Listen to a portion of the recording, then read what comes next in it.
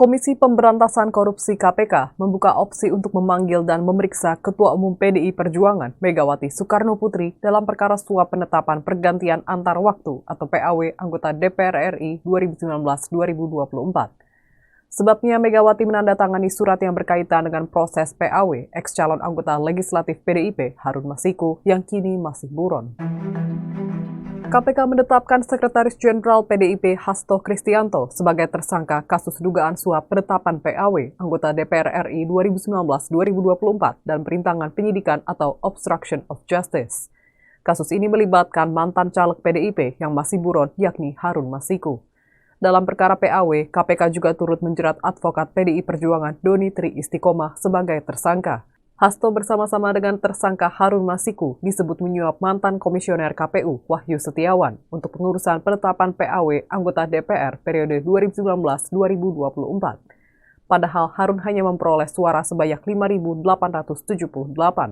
Sedangkan calon legislatif PDIP atas nama Rizky Aprilia mendapatkan 44.402 suara dan berhak menggantikan Nazarudin Kimas yang meninggal dunia.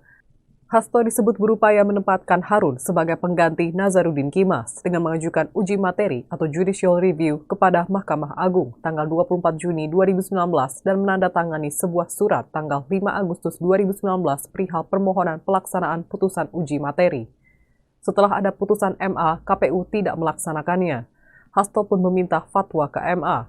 Selain upaya tersebut, Hasto diduga juga secara paralel mengupayakan agar Rizky mengundurkan diri. Namun permintaan tersebut ditolak.